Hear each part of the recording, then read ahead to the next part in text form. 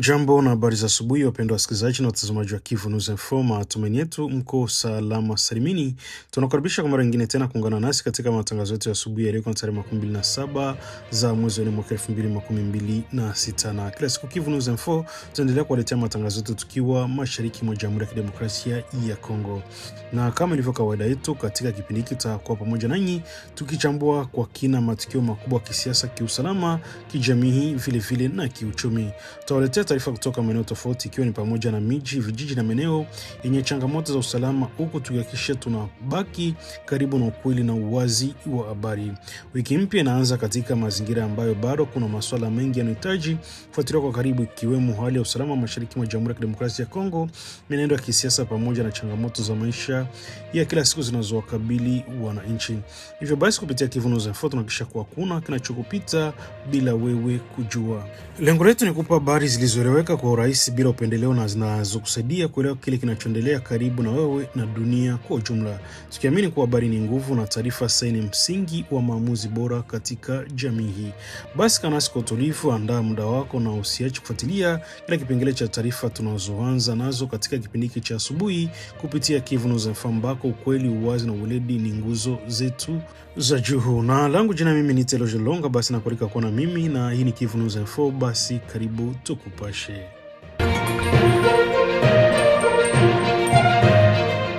Katika kituo cha Katana kilichopo ndani ya wilaya Kabare mkoani Kivu Kusini, hali ya usalama inaendelea kuwa mbaya, huku taarifa mpya zikieleza kuhusu vitendo vya ukamataji holela na unyanyasaji wa raia vinavyodaiwa kufanywa na waasi wa M23.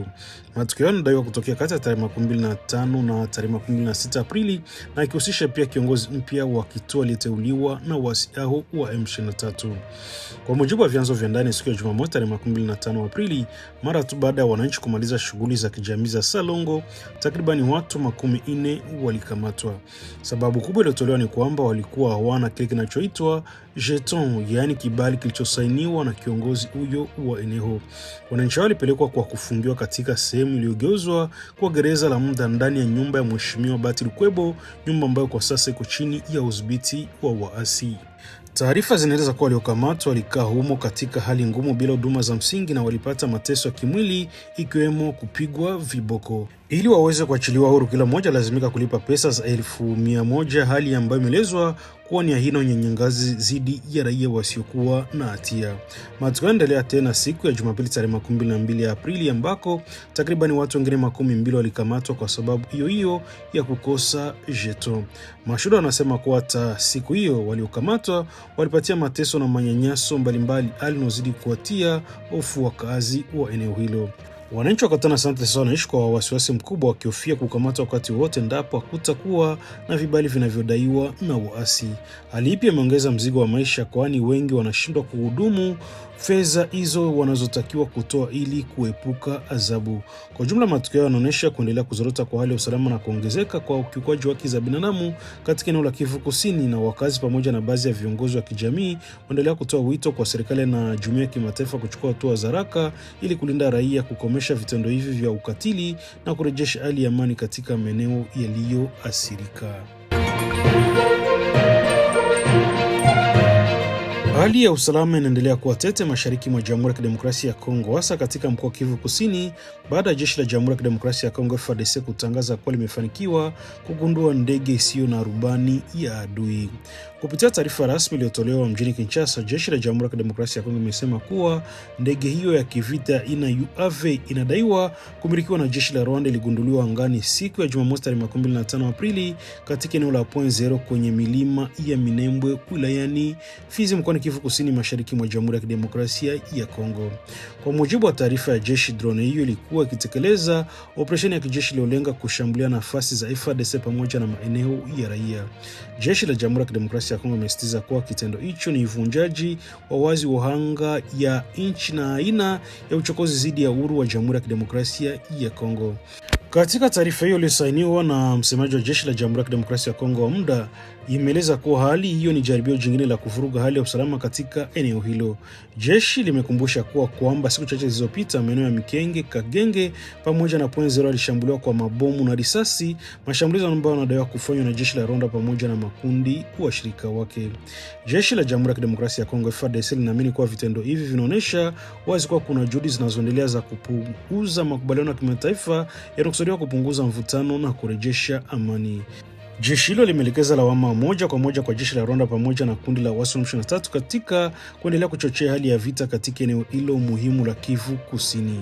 Jeshi la Jamhuri ya Kidemokrasia ya Kongo FARDC limehakikisha kuwa lina uwezo kamili wa kulinda mipaka ya nchi, kufuatilia mienendo ya adui na kujibu mashambulizi yote yatakayojitokeza, huku isitiza dhamira yake ya kulinda raia na uhuru wa taifa. Hata hivyo, kwa upande mwingine, kundi la waasi wa M23 nalo limetoa taarifa tofauti likishutumu jeshi la Jamhuri ya Kidemokrasia ya Kongo kwa kufanya mashambulizi katika eneo hilo la Minembwe. Katika taarifa iliyotolewa siku ya jana Jumapili tarehe 26 Aprili, waasi hao wamedai kuwa kati ya saa 7 za usiku wa Jumamosi hadi saa 11 alfajiri ya Jumapili, jeshi la Jamhuri ya Kidemokrasia ya Kongo lilifanya mashambulizi ya kutumia ndege zisizo na rubani pamoja na ndege ya kivita AKT-6. Kwa mujibu wa AFC M23, mashambulizi yalilenga maeneo yenye raia wengi ikiwemo Kagenge na Mikenge na kusababisha vifo vya raia pamoja na uharibifu wa nyumba nyingi, jambo ambalo limeacha wananchi wengi katika hali ya mateso na kukosa makazi. Ndilo pia limesema kuwa mashambulizi ni kiukuaji wa makubaliano ya kusitisha mapigano yaliyopo na imetaka jamii ya kimataifa kuchukua hatua za zidi ya kile wanachokiita matumizi mabaya ya nguvu zidi ya raia. Ujumla, hali inazidi kuwa ngumu katika eneo la Minembwe na maeneo jirani ambako pande mbili zinaendelea kurushiana lawama kuhusu mashambulizi na kiukuaji wa makubaliano ya amani. Katika mazingira haya, raia wanaendelea kuwa wasirika wakubwa wakikumbwa na hofu, vifo na uharibifu wa mali zao.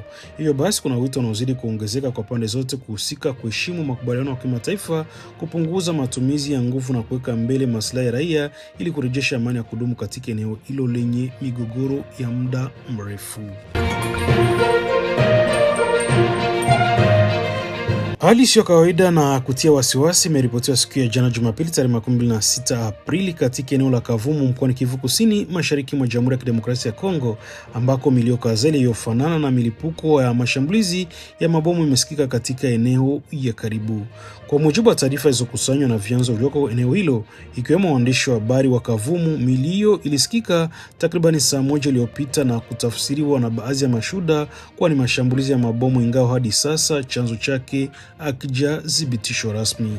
Milio ilisababisha taharuki kubwa miongoni mwa wakazi ambao tayari wanaishi katika mazingira ya wasiwasi kutokana na hali ya usalama isiyotulia katika mkoa huo wa Kivu Kusini. Watu wanaonekana kukimbia huku na kule wakitafuta mahali salama, huku wengine wakijifungia majumbani mwao kwa hofu wa usalama wao. Baada ya muda mfupi ya taharuki, hali ya utulivu ya muda imeanza kurejea, ingawa wachambuzi wa masuala ya usalama wanaeleza kuwa utulivu huo bado ni wa mashaka na unaweza kubadilika wakati wote. Wakazi wengi bado wako katika hali ya tahadhari wakisubiri kupata taarifa sahihi kuhusu kile kilichotokea. Mashuhuda kadhaa wameripoti kuwa moshi mzito ukipaa karibu na uwanja wa ndege wa Kavumu. Baadhi yao pia wamedai kuona miali ya moto kwa mbali, jambo linaloashiria uwezekano wa tukio kubwa kutokea katika eneo hilo. Hata hivyo, hadi sasa haijajulikana wazi chanzo cha tukio hilo wala kiwango cha uharibifu uliotokea. Katika eneo hilo shughuli nyingi zimepungua kwa kiasi kikubwa na wananchi watembea kwa tahadhari kubwa, huku baadhi wakiamua kusitisha shughuli zao za kila siku kutokana na hofu ya usalama. Hali imeonyesha namna ambavyo tukio hilo limeathiri maisha kawaida kwa wakazi wa Kavumu. Hadi kufika sasa kuna taarifa rasmi iliyotolewa na mamlaka ya serikali ya vyombo vya usalama kueleza kwa undani kilichotokea. Ukosefu wa maelezo rasmi umeacha nafasi kwa uvumi kusambaa miongoni mwa wananchi, jambo ambalo limeongeza hofu na mgawanyiko katika jamii hii. Kutokana na hiyo, wananchi wanashauriwa kuwa watulivu lakini kuendelea kuchukua tahadhari zote muhimu, huku wakisubiri taarifa rasmi kutoka kwa vyanzo vinavyoaminika. Ni muhimu pia kuepuka kusambaza taarifa ambazo hazijathibitishwa ili kuepuka kuongeza taharuki isiyo na lazima. Ufuatiliaji wa karibu endelea kufanyika katika eneo hilo la Kavumu na taarifa zaidi zinatarajiwa kutolewa kadri hali itakavyokuwa inaendelea kubadilika.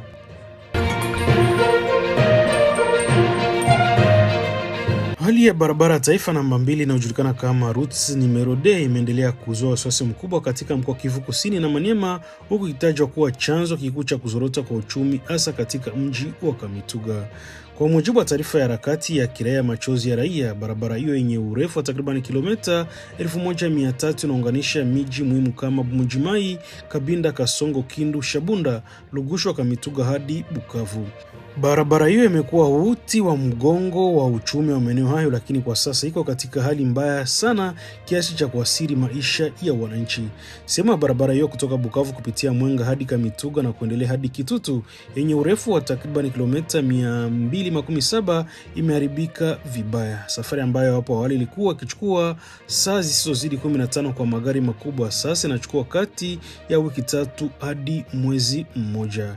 Hali hii imekuwa kikwazo kikubwa kwa usafirishaji wa bidhaa na watu. Sehemu ya barabara kati ya Kitutu, Kaziba na Lugushwa yenye urefu wa takriban kilomita 6 imeripotiwa kuwa haipitiki kabisa. Hali imekatisha kabisa mawasiliano kati ya Kamituga na maeneo jirani ya migodi, jambo ambalo limeathiri vibaya uchumi wa eneo hilo. Mfano halisi ulitolewa katika eneo la Kibumba ambako magari yanakwama kwenye matope kwa muda wa miezi 2 hadi 3 bila kuweza kusonga mbele. Hali imesababisha biashara kusimama, bidhaa muhimu kupungua na bei kupanda kwa kiwango kikubwa katika mji wa Kamituga.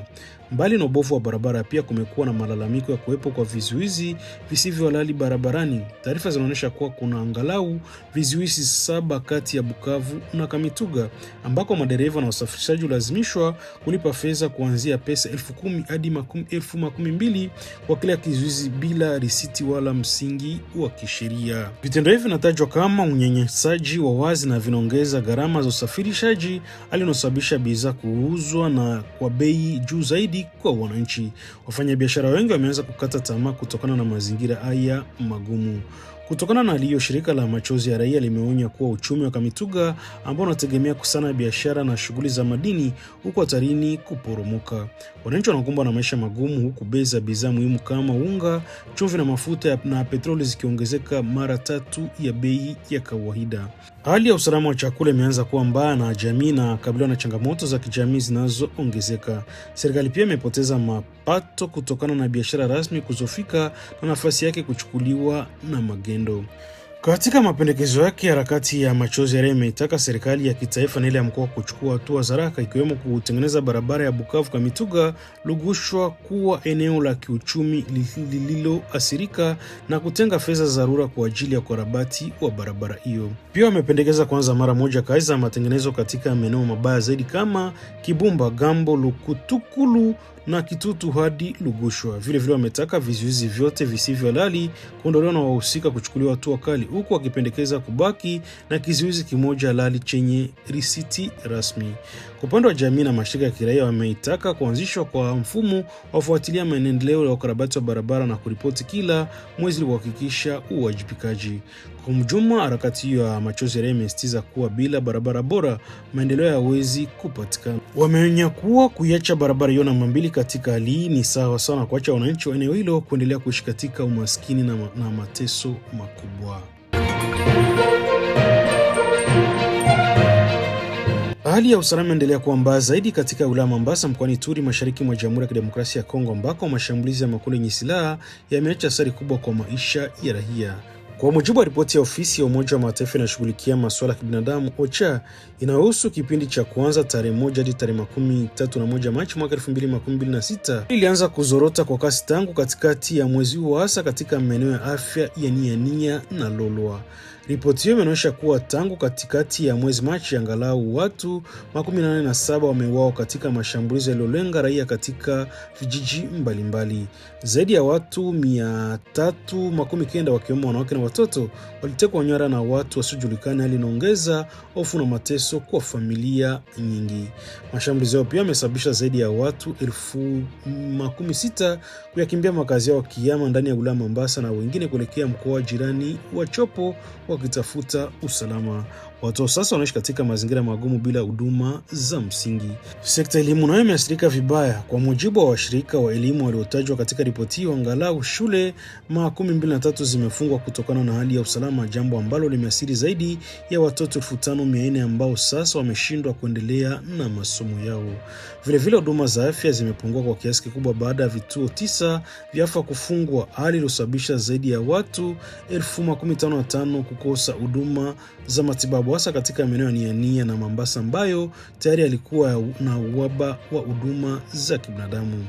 Katika kikao cha 85 cha baraza la mawaziri, waziri wa nchi anashughulikia masuala ya kijamii na kibinadamu Eva Bazaiba Masudi alieleza kuwa tangu tarehe 12 Machi mwaka 2026 eneo la Mombasa limekumbwa na mashambulizi makali yanayodaiwa kufanywa na vikundi vya waasi wa ADF. Kwa mujibu wa waziri, vitendo hivyo vya kundi hilo vimesababisha maelfu ya watu kukimbia makazi yao, hali inaongeza msongamano katika maeneo ya hifadhi ya wakimbizi, hasa katika mji wa Kisangani. Pia hali ya maisha imeendelea kuwa mabaya, ikiwa ni pamoja na ukosefu wa makazi, chakula, maji safi na huduma za afya. Wanawake na watoto wanatajwa kuwa katika hatari kubwa zaidi kutokana na ukosefu wa ulinzi wa kutosha na mazingira magumu wanayoishi kwa sasa. Kutokana na hiyo, serikali ya Jamhuri ya Kidemokrasia ya Kongo imepanga kuanzisha msaada wa dharura wa kibinadamu kwa ajili ya kusaidia waathirika wa Mombasa.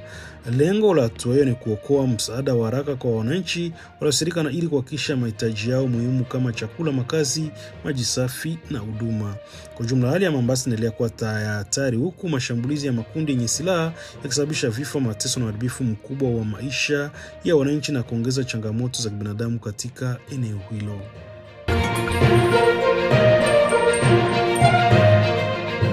Hali ya usalama endelea kuwa mbaya katika wilaya Fizi mkoani Kivu Kusini baada ya tukio jingine la mauaji kuripotiwa, likizidi kuongeza hofu kubwa miongoni mwa wananchi. Tukio limetokea Jumamosi tarehe 25 Aprili majira ya saa 1:30 usiku katika kijiji cha Sebele ndani ya sekta ya Nganja. Mwanamke mmoja mwenye umri wa miaka 34 aliyetambulika kwa jina la Ana Aochi alipigwa risasi na watu wenye silaha ambao mpaka sasa hawajatambuliwa. Kwa mujibu wa taarifa za awali, tukio hilo limetokea katika barabara ya Batemwe ambako washambuliaji walimlenga moja kwa moja kabla ya kutoroka mara moja baada ya kumfanyia uhalifu huo. Hadi sasa chanzo cha mauaji hayo bado hakijajulikana, jambo linalozua maswali mengi miongoni mwa wakazi wa eneo hilo.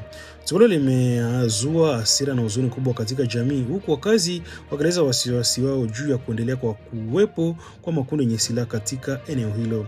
Wengi wakihofia usalama wao na familia zao wanasema kama matukio aina hii yamekuwa yakijirudilia mara kwa mara katika miezi ya hivi karibuni. Kwa upande wake, shirika la kiraia la Sosiko DRC limelaani vikali tukio hilo, na mratibu wake Kelvin Bwinja ambaye pia ni mtafiti wa masuala ya usalama ameeleza kuwa tukio hilo ni la kinyama na lisilokubalika, akielekeza lawama kwa udhaifu wa mifumo ya usalama katika eneo hilo. Amesisitiza kuwa ni muhimu kwa mamlaka za serikali pamoja na vyombo vya usalama kuchukua hatua za haraka na madhubuti ili kuimarisha ulinzi wa raia na mali zao, hasa katika kipindi ambacho kuna ongezeko la silaha mikononi mwa watu wasiojulikana. Ameonya kuwa kuendelea kwa hali hii kunaweza kuathiri zaidi utulivu wa eneo la Fizi na kuzorotesha juhudi za kurejesha amani na maendeleo. Amependekeza kuwepo kwa mikakati mpya kudhibiti usambazaji holela wa silaha na kuimarisha doria za usalama katika maeneo yenye hatari kubwa.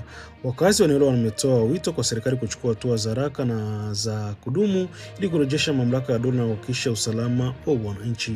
Wamesema kuwa kila hatua madhubuti hali inaweza kuwa zaidi katika siku zijazo. Kwa sasa uchunguzi umeanza kufanywa na vyombo husika ili kuwabaini wahusika wa tukio hilo na kuwachukulia hatua za kisheria. Wakati uchunguzi ukiendelea, wananchi wanaendelea kuishi kwa hofu wakisubiri kuona hatua zinazochukuliwa kurejesha hali na usalama katika eneo lao.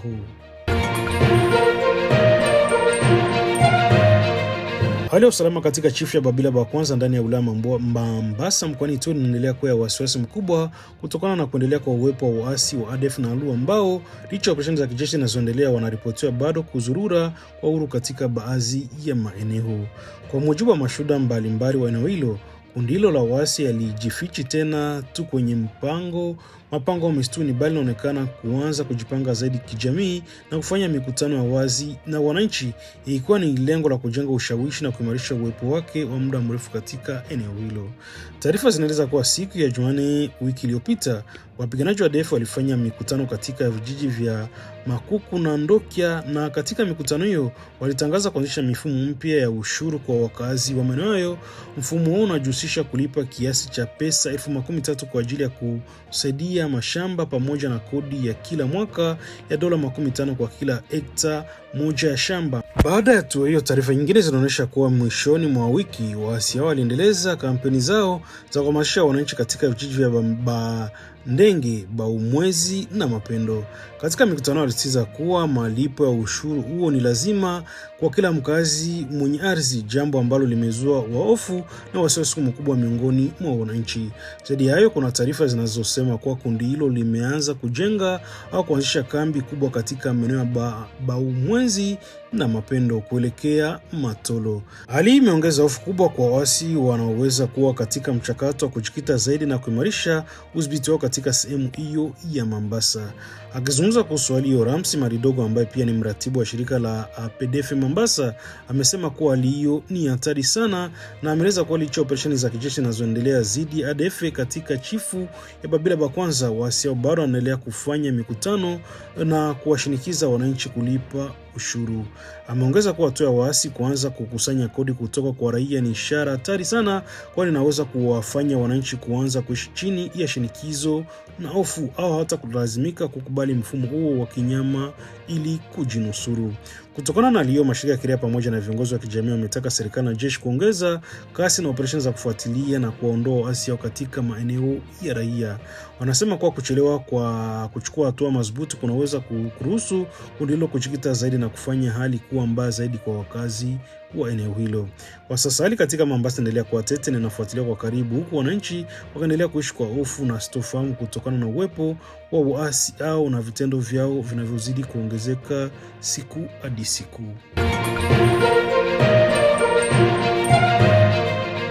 Katika wilaya ya Fizi, hali ya usalama inaendelea kuwa ya kutia wasiwasi, hasa katika kijiji cha Lulimba kilichopo katika kundi la Basikasilu, sekta ya Nganja.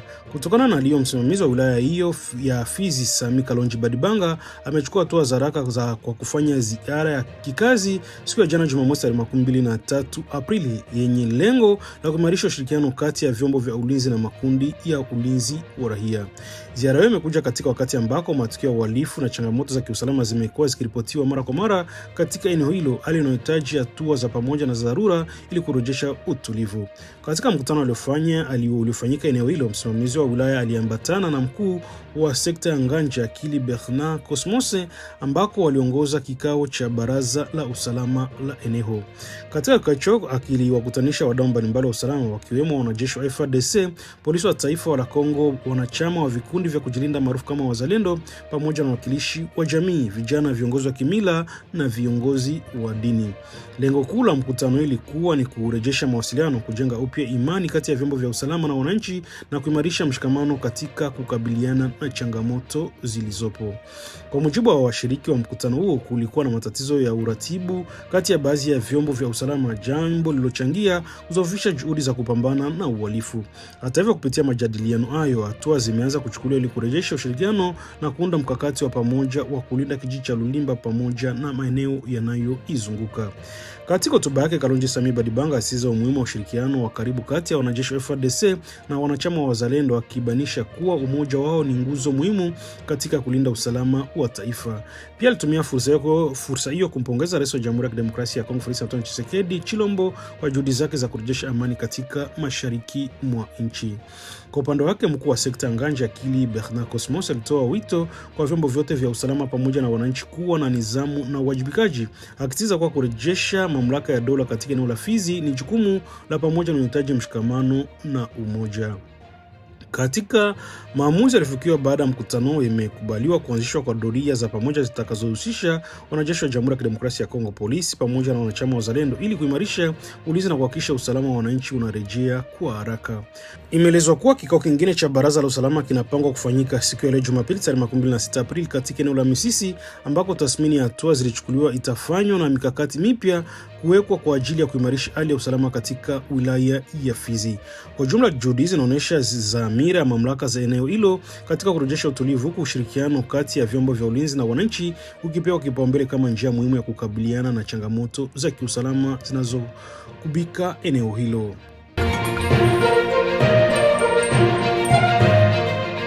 Katika wilaya Walikale mkoani Kivu Kaskazini, kazi za kupanua uwanja wa ndege mdogo wa Kigoma zimeingia katika hatua ya utekelezaji wa moja kwa moja, ikiwa ni takriban miezi mitano tangu uzinduzi wake rasmi uliofanywa na gavana wa kijeshi wa mkoa huo. Kwa sasa mitambo ya kampuni ya Contract Mining and Construction inajulikana kama Comico imeanza kazi rasmi ya kujaza na kuanzisha ardhi ya njia ya kurukia na kutua ndege.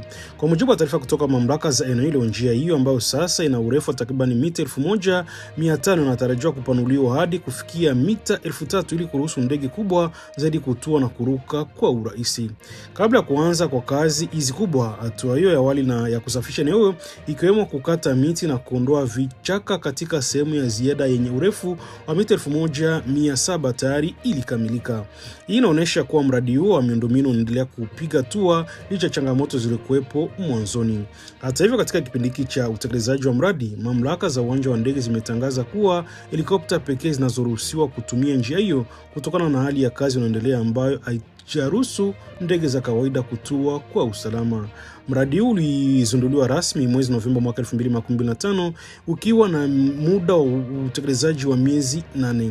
Lakini sasa inaonekana kuwa kuna ucheleweshaji fulani, kwani kazi kubwa zimeanza rasmi mwezi Aprili mwaka 2026.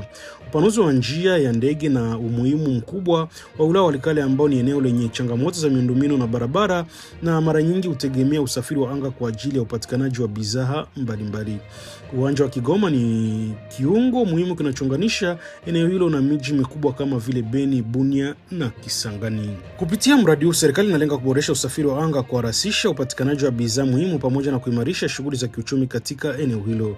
Wakazi wa Walikale wanatarajia kuwa kukamilika kwa mradi huu kutaleta mabadiliko chanya katika maisha ya kila siku, hasa katika upatikanaji wa huduma na bidhaa kutoka maeneo mengine.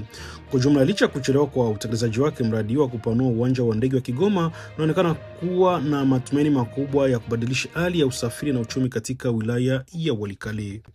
Dans l'ensemble de la province, la situation sécuritaire demeure calme et sous contrôle des forces armées de la République démocratique du Congo. Il y a des zones où nos hommes sont engagés pour stabiliser définitivement cette zone comme Boulé et ses environs. Dès là, les forces armées, sous le commandement du lieutenant-général Louboyanka Chamadouni, nous avons détruit une embuscade lors de patrouilles de combat. Nous avons détruit une embuscade tendue par la CRP de Thomas Lubanga. Lors de cette embuscade, les forces armées ont neutralisé 6 éléments. Et de là, il y a 2 éléments de forces armées qui sont tombés sur le champ de bataille. Et nous saluons leur mémoire et nous saluons leur courage d'avoir détruit cette embuscade. Pour le moment, la situation est calme. Ça, c'est d'une part. D'autre part, dans le cadre de ratissage et de stabiliser définitivement la chefferie des Bahema dans le Mambisa, dans le territoire de Djougou, les forces armées, dans l'approche globale, en utilisant l'approche militaire et non militaire. Dans cette approche non militaire, nous avons sensibilisé le chef coutumier, le chef de groupement, et la réponse, elle est positive. Donc, ils ont intériorisé le message du gouverneur militaire qui, à ce jour, nous vous disons, le chef des chefferies d'Amambissa, ils ont remis les armes entre les mains du commandant secteur opérationnel adjoint en charge de l'administration et logistique, le général Jim Teteke. Ces chefs ont remis les armes et les munitions entre les mains de ces vaillants officiers. Ça, là, nous sommes Nous sommes à Landa dans le Bahema Bagourou, mais aussi à Nizi également. 2 miliciens se sont rendus aux forces armées avec les armes grâce à la sensibilisation de ces chefs qui ont repris la conscience parce que nous venons de restaurer l'autorité de l'État dans cette partie de la province de l'Ituri où les chefs collaborent, les chefs dénoncent et c'est déjà un pas vers la restauration de l'autorité de l'État définitive. C'est de la même manière nous demandons aussi ceux qui sont du côté des boulets d'emboîter le pas, de dénoncer, de collaborer avec les forces régulières qui sont sur place pour mettre hors d'état de nuire la CRP et ces hommes qui d'ailleurs, qui se cachent dans le site de déplacés. À l'heure où nous parlons, le représentant spécial du secrétaire général des Nations Unies qui a travaillé dans cette zone, il a reconnu et il a fait un constat amer.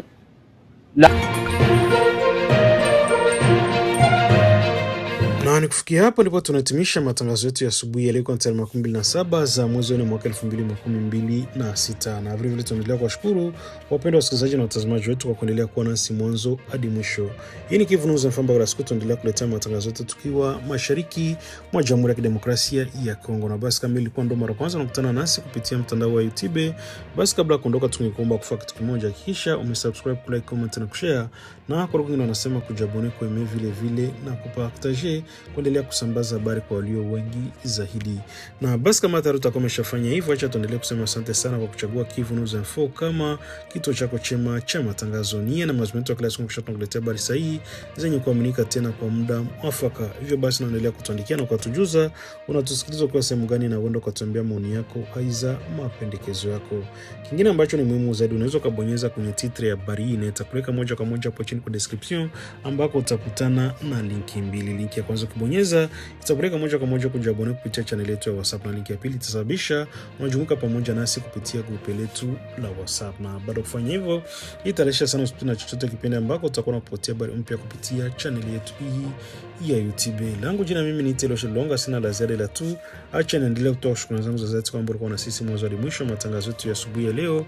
Ilikuwa tarehe 27 za mwezi wa 4 mwaka 2026. Hii ni Kivu News FM, sauti ya wananchi. Basi acha nitakie asubuhi njema yenye mafanikio tele, na labda tena nikwambie tukutanane baadaye kwenye matangazo yetu mengine kwa mapenzi ya Mwenyezi Mungu. Basi baki salama, asubuhi njema, bye bye na chao.